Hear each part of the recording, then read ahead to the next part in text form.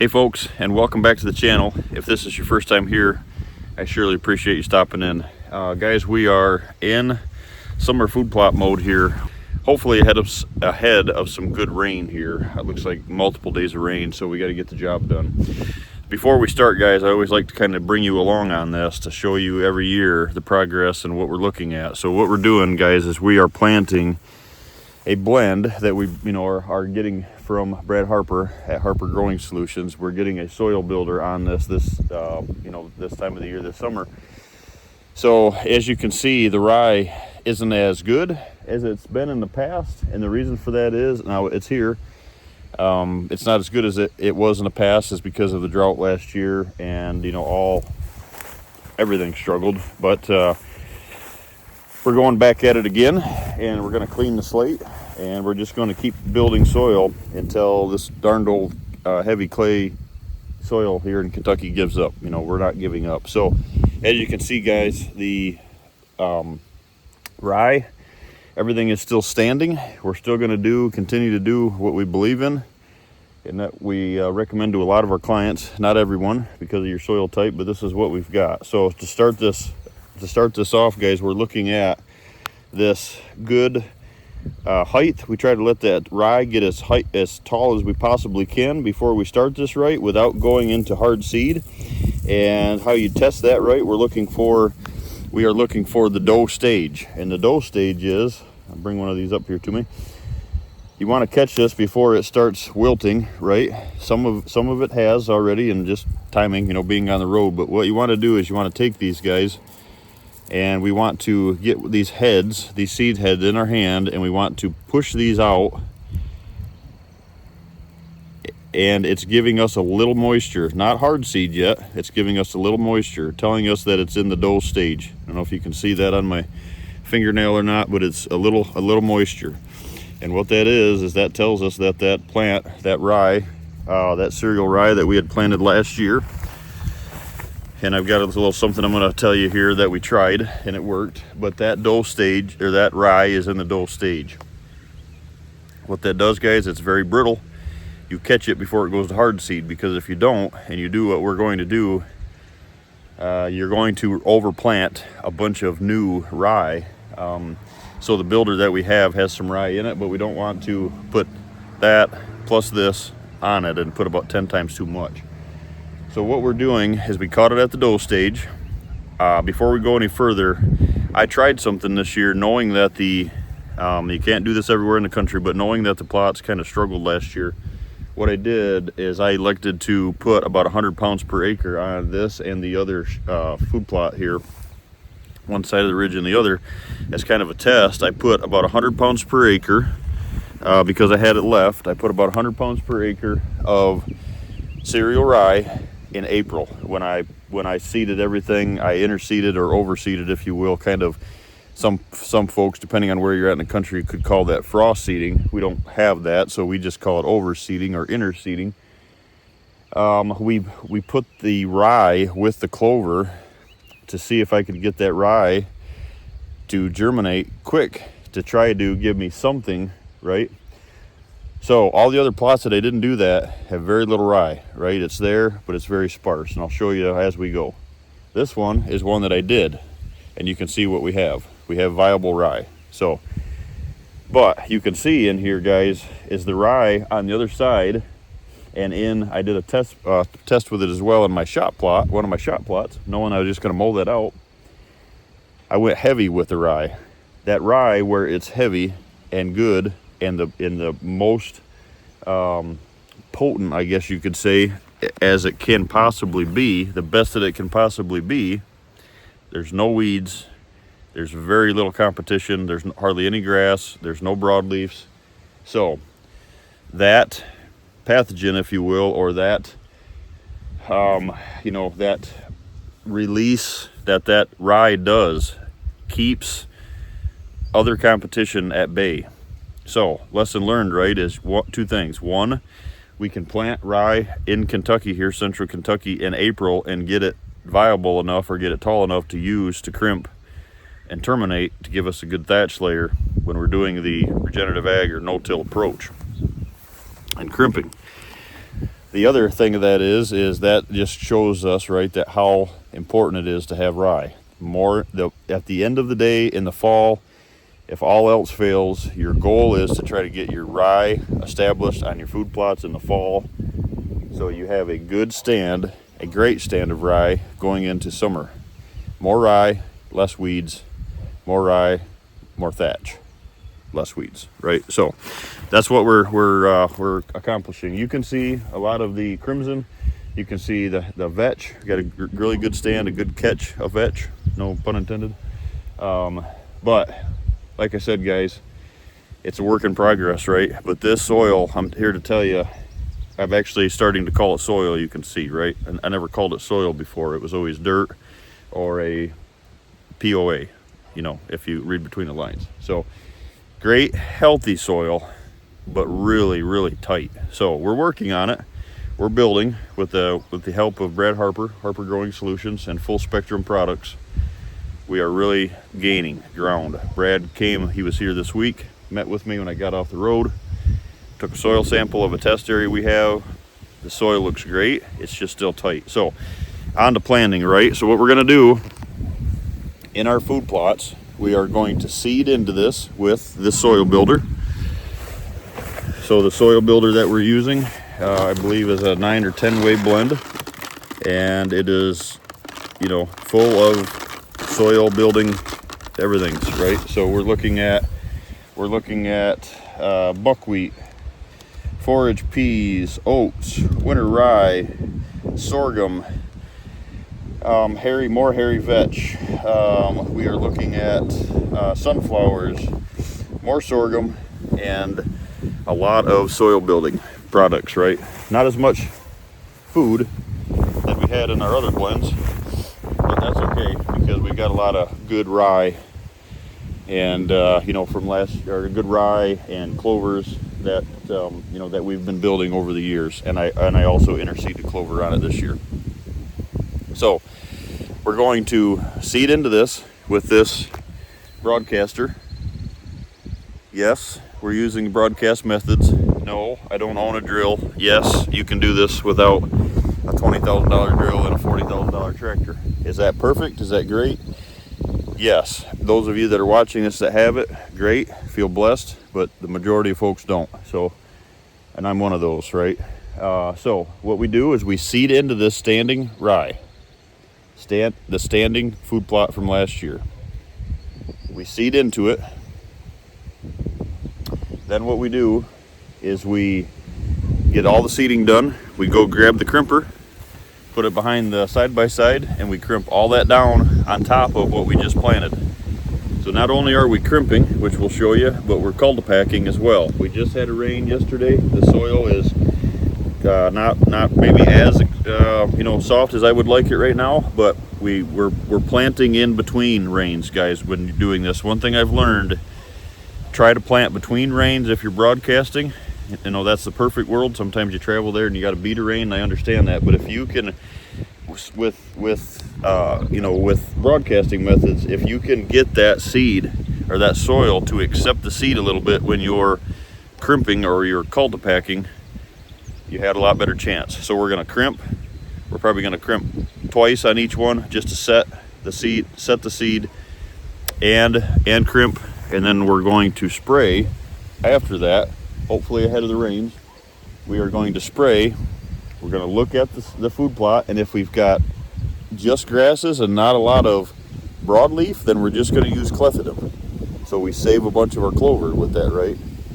Now, where the rye is weak, what you're going to find is you need to spray glyphosate, 2 quarts per acre, right? We're going to spray that on top of all of this, and you'll see this is all crimped down. And the reason we're going to do that is we're making sure that whatever is in here is not going to stand back up. We are technically terminating it with the crimper. So the goal is, right, maybe you catch a year and your rye is good. You had a great growing season in the fall. You had a great start to the growing season in the spring. You get there and you look at it and you interseed, and you don't really have any other weeds, right? So then you just plant, crimp, and you don't have to spray. that's the perfect world. I'm not there yet, right? Because there's been good growing seasons, bad growing seasons, good catch of seed, bad catch of seed, and we're just building. So the object is if you can get to a point that you don't have to use the herbicides, that's great. Not that I'm against them at all, but we want them to work when we use them, like I always say, right? So what we're doing is we are electing. You can see we got dandelions or daisies and stuff in here, right? I've just got too much. I've got a lot of good, but I've just got a lot of junk, fescue and stuff like this, right? And it all goes back, guys, to that catch rye. When that catch rye, I'll show you on a couple of these. I showed Brad yesterday where that rye is great, right? We both agreed where that rye is great. I could probably just crimp and go with clethodim just to help kill that rye and other grasses, because there's not a lot of junk in there. But if at all, if anything questions, don't be afraid to spray it. What you're doing is a lot of that after you crimp is not going to get, you're not going to kill all your clovers, because there's a good thatch layer that you're matting down on that, if you will. So what we're going to do is kind of a multi-step deal. So we're going to plant, broadcast, plant, crimp, then spray, right? Then what we're going to do is in that spray,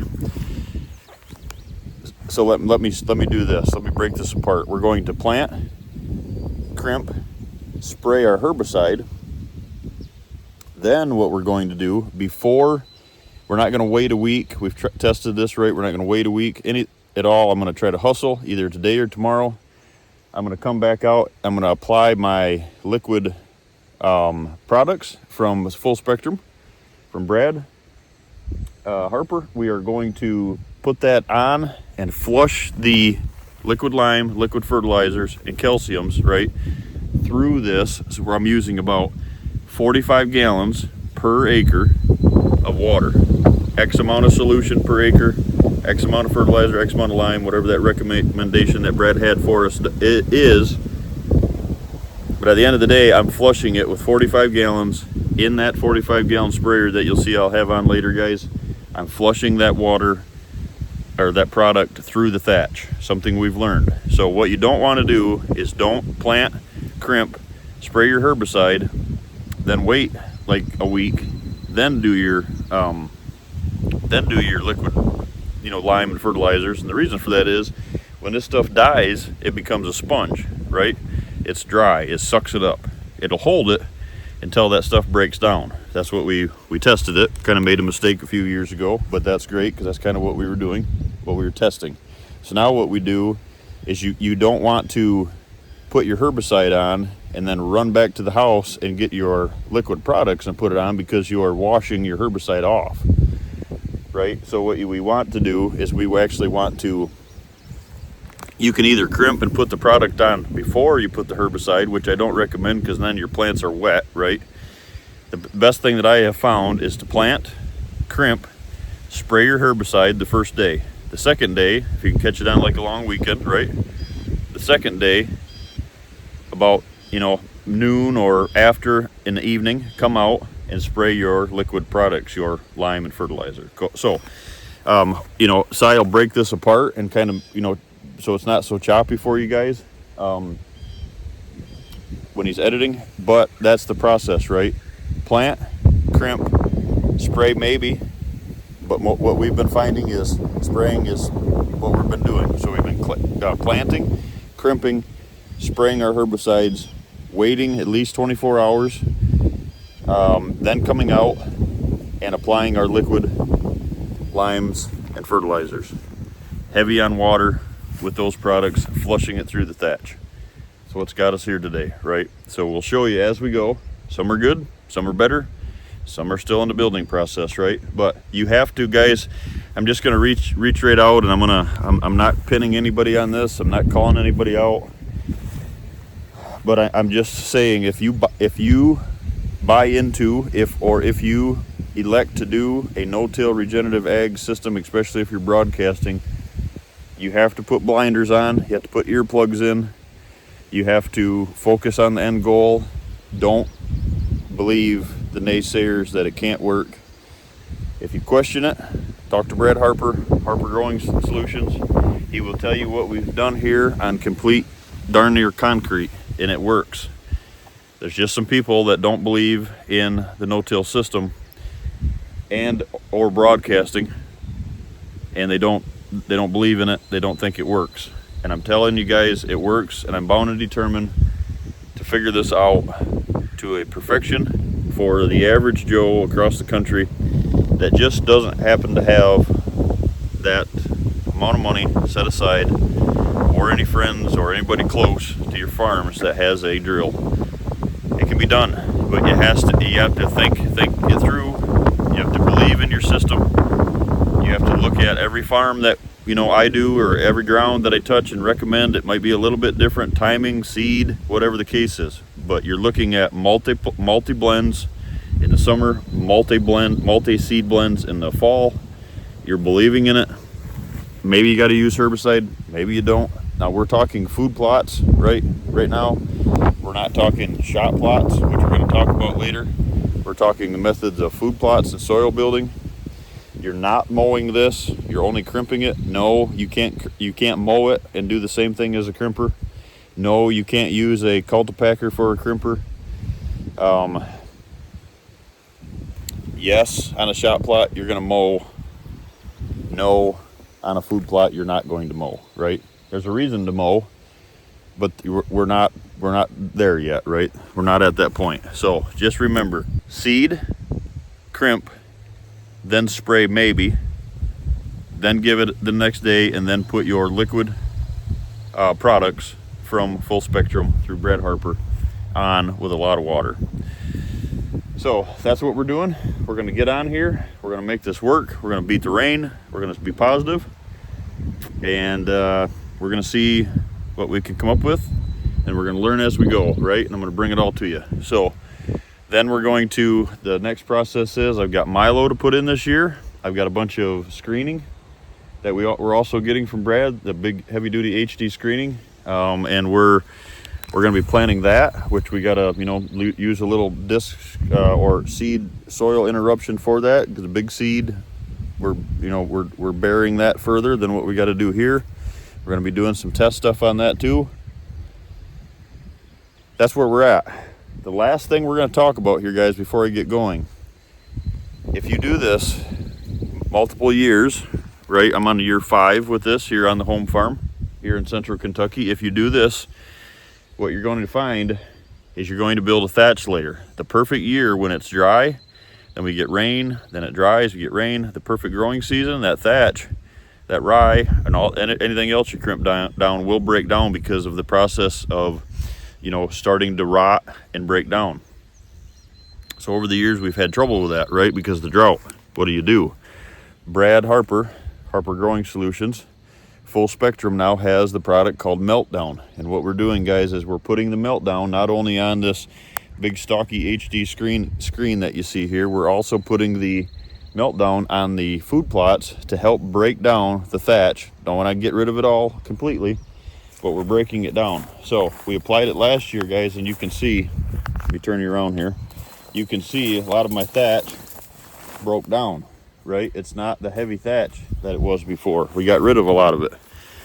So that's helping the broadcast situation. It's also helping that product break down, and so we can get the seed through it. So when we crimp now, we're not trying to, that seed isn't floating on a bunch of debris or thatch, if you will, right? So great product, worked great, highly recommend it. Multiple uses for it.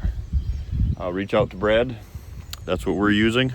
And that, not to give any tips away here, but that's what we're going to try to use this year to get rid of this big stocky screen, right? We're going to try a few things to help break some stuff down. So it worked, guys, last year. It's going to work again. It's going to help the decaying process kick in and to get rid of it. All of this together, we're going to have a good stand of good pure crop going into fall. And in August or first week of September, we're going to do it all over again with a fall blend. So stick with us, guys. We're going to get to seeding. Summer food plots 2025, here we come.